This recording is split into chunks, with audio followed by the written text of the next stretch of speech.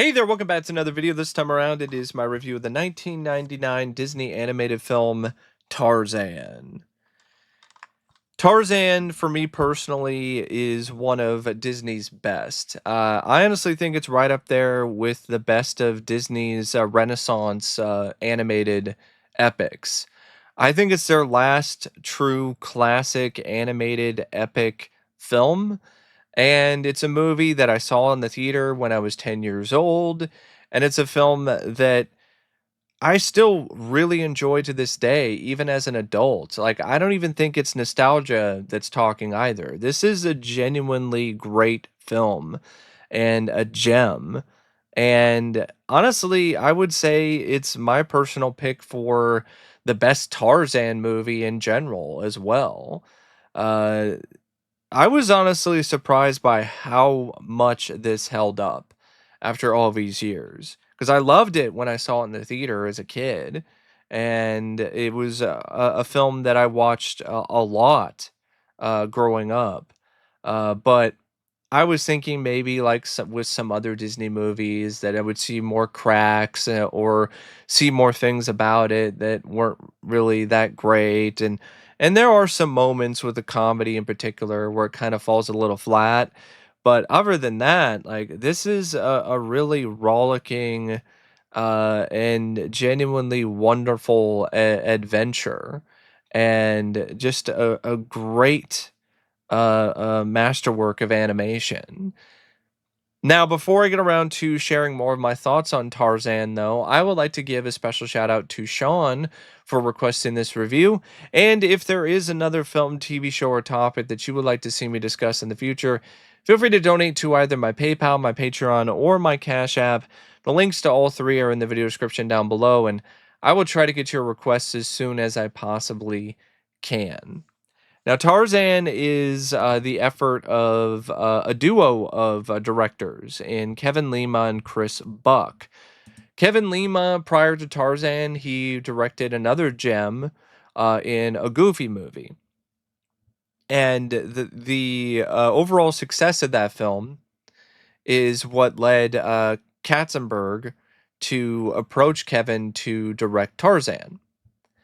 And Kevin decided he didn't want to do it on his own by himself, so he brought in his friend Chris Buck to serve as a co-director.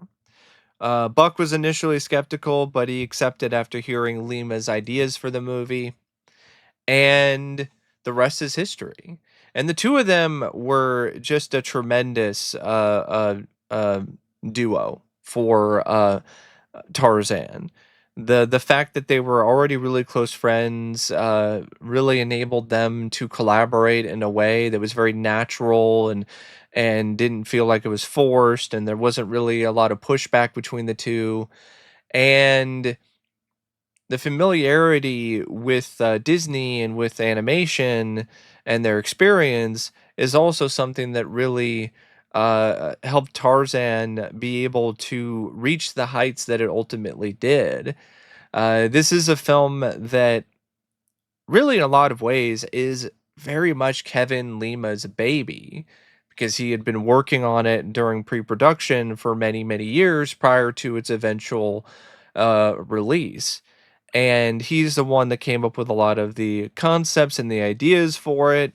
Uh, there is another screenwriter listed. I mean, there's different writers that are listed, and I don't think Kevin Lima is even necessarily credited as a screenwriter, but he was the one that was really running the show, so to speak, along with Chris Buck. So he was in a lot of ways not just the director of the movie, but also the creative director of Tarzan. And he is very much responsible for how the film turned out in the end. It was his idea to do a lot of more ambitious, different kinds of animation for the film, utilizing a combo of traditional animation techniques as well as computer generated imagery, which at the time was not that common, but now it's something that is pretty much all that you see when it comes to these kind of projects. And in fact, most of these projects don't even feature any traditional animation in the first place. It's all done with CGI. But with Tarzan, it was one of the first films that used a lot of CGI backgrounds and utilized those along with the traditional animation to create a combination of the two styles and create something at the time that was quite unique and really enabled the traditional animation to pop more. A big reason why Tarzan is, in my opinion, one of Disney's best animated films is just due to the sheer quality of the animation itself. Having the benefit of having these very lush, very intricate, very immersive 3D CGI backgrounds, coupled with some really gorgeous hand-drawn animation, just really led to something very special when it comes to Tarzan.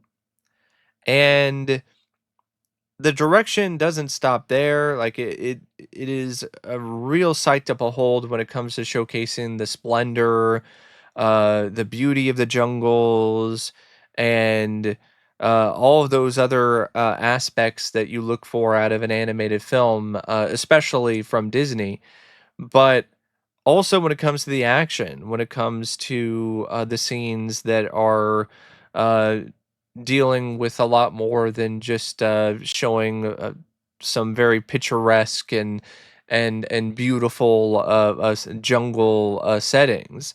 Instead, what you have with Tarzan is you have a lot of scenes where Tarzan is moving and he's moving very quickly through the jungles, and he's actually surfing through the jungles. He's surfing on the trees. He's jumping from the trees to the vines and swinging around, and then going back on the trees, and then surfing down the branches. And that is something that I think, with a lesser talented uh, combo of directors, this really would have been a disaster.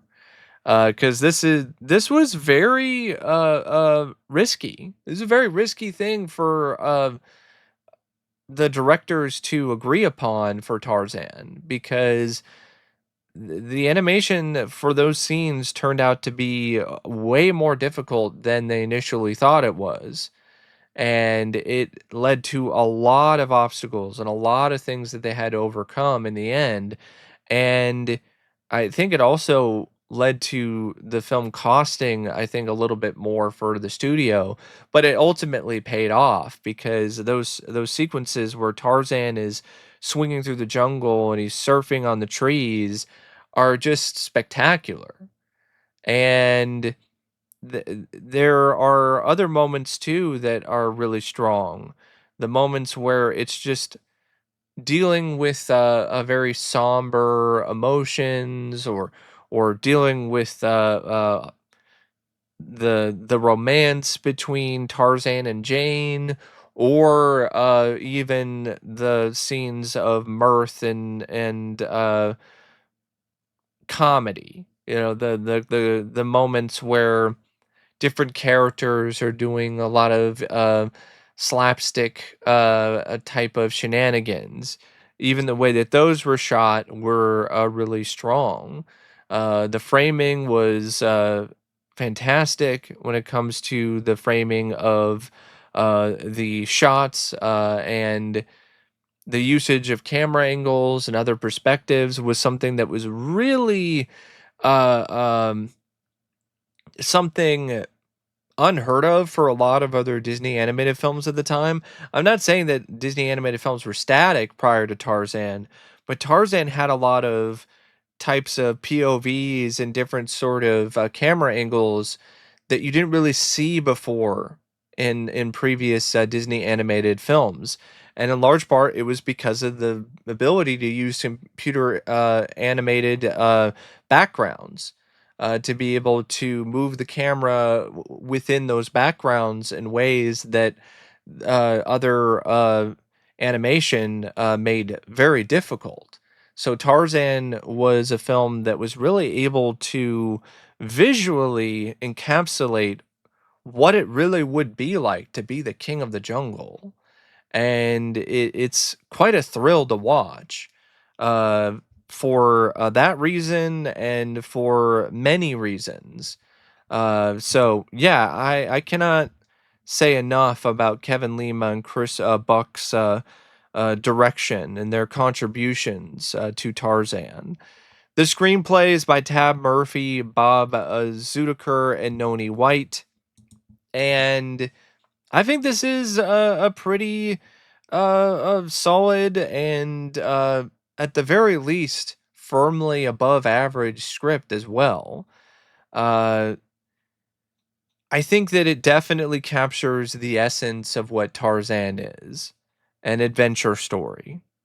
And it's in a lot of ways kind of simple, but that winds up working for the film and for the story. You don't really need to be that complex or that uh, out there when it comes to a story about a boy who was left alone in the jungle and was ultimately raised by apes and then became an ape man. He became the Tarzan, the king of the jungle, the ape man. And previous incarnations of Tarzan, I don't think they really focused a lot on the source material. This really did feel like they put in the research for Tarzan and for where Tarzan came from in the original works by Edgar Rice Burroughs. Um, and to be fair, you did get some of that with Greystoke, but Greystoke doesn't really have the same kind of spectacle to me. And it's not as adventurous as something like Disney's Tarzan. I like how it starts out. It starts out with honestly a surprising bit of an edge to it, which is something that a lot of other Disney films have done prior to Tarzan. But this is definitely a film that has even more of a sharper edge than most, though, when it comes to animated Disney films from around this time.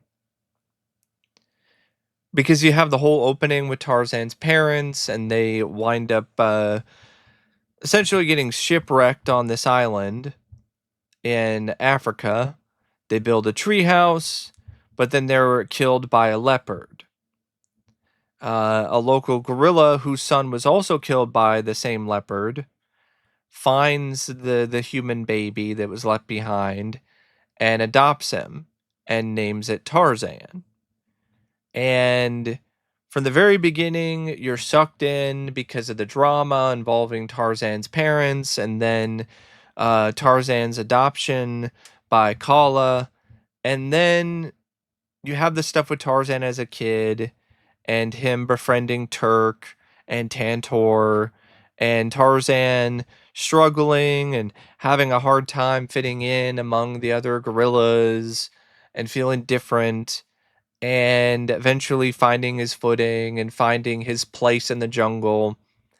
And I like that it doesn't really spend too much with Kid Tarzan. It has the scenes with him as a kid. Uh, really winds up getting across what is needed for the scenes involving adolescent Tarzan, and then most of the story is focused on Tarzan as an adult, as he grows from boy to man, and then that's when you wind up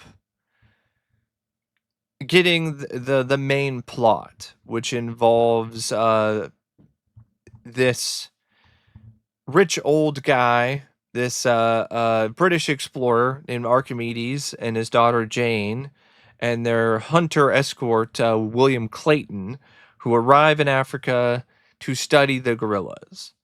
Um, Archimedes and Jane, they are thinking that they're just here to do research on gorillas, but unbeknownst to them, William Clayton has other plans in mind because he's a poacher and he has dollar signs in his eyes.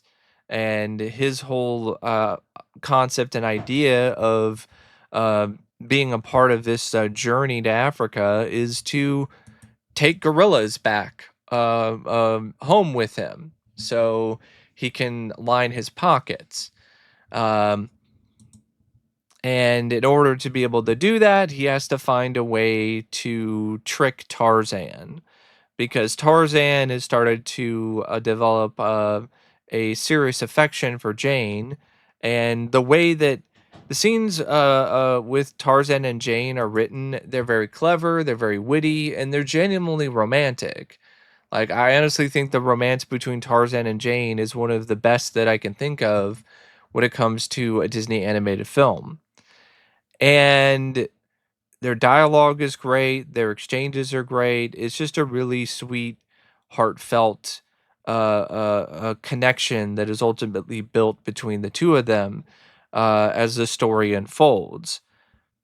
It makes the betrayal and Tarzan being tricked by Clayton all the more effective as a result. Um, and the decision that Jane and Archimedes make at the end, something that is actually a genuine crowd pleaser in the same kind of fashion. But there are some moments where it has some scenes that are clearly just there for comic relief or there to have another musical number that isn't necessarily something that you really need. Like there's this whole moment, I think like a little bit over halfway through the movie, where the gorillas and the elephant they show up at Archimedes' camp and they start messing with pots and pans and I never really cared for that particular moment in Tarzan. Even as a kid, I just thought it was just kind of loud and obnoxious. But other than that small little moment, most of the other moments in the script and the story I really like. I like the small moments where Tarzan and Jane are just getting to know each other better, or the bits where Tarzan is learning how to be more human and learning all these different things about history and the way to behave and the way to speak and to be more civilized. And I do think that Clayton is a strong antagonist of simply because of the fact that he's just a very manipulative, snide character who is willing to do whatever it takes in order to poach these gorillas. And I mean, poachers are just inherently just awful scumbag human beings, and it makes for a compelling villain. And I also like the dynamic between Tarzan and the other gorillas. I like the dynamic between Tarzan and Turk. I like the dynamic between Tarzan and his elephant Tantor. I like the dynamic between Tarzan and his ape mother Kala, and even the dynamic between Tarzan and Kerchak, who he is trying to get to believe in him and to trust him and really see him as his son. And that's a very consistent and strong arc throughout the script is Tarzan doing all these things, trying to get the respect and appreciation and acceptance from Kerchak. And he doesn't ultimately get that until the end. And it makes the moment where Kerchak is dying of his wounds after Tarzan did his part to save the gorillas after they were being captured by um, Clayton and his men, it makes it all the more tragic and heartbreaking, because before his death, he does accept Tarzan as his son. There are other things about Tarzan script wise that I also liked.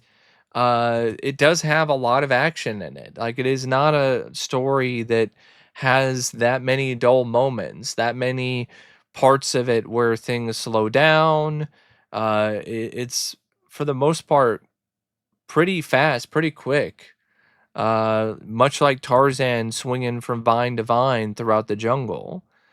And I think the final confrontation between Tarzan and Clayton is something that could have used a little extra, like a little extra visceralness, maybe something along the lines of Tarzan unleashing a little bit more of that savage beast inside of him in terms of physically beating Clayton down, like maybe showing his strength and his perseverance in a way that is much more memorable and crowd pleasing. Like, at least like a punch or two, maybe a couple kicks to Clayton's face. Get on the vine, swing, and give him a roundhouse kick to the face, and just something like that. It definitely felt like the final confrontation between the two of them, despite all the really strong buildup, did feel a little lacking. But other than that, I don't really have any other major issues with this script. Like I said, I think it opens up really well. I think the whole dynamic between Tarzan and the whole cast of characters is really strong, really effective. Um, and I think the romance is sweet between Tarzan and Jane, and the comedy has its moments where it can be a little off, and not necessarily be as clever or as witty or as funny as it could be. But it doesn't really seem like this is a script or a story, though, that's trying to have comedy as too much of a focus. It's more focused on the action, it's more focused on the adventure. That's what you're looking for first and foremost from a Tarzan film. You're looking for the adventure. You're not looking for the comedy and the laughs.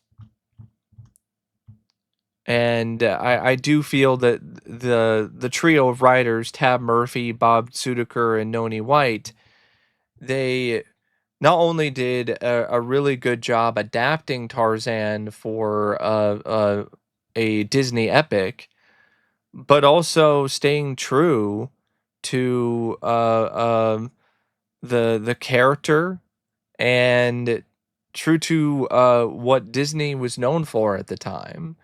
Having these films that were accessible to all ages, an adventure that can be enjoyed by kids as much as it can be enjoyed by adults.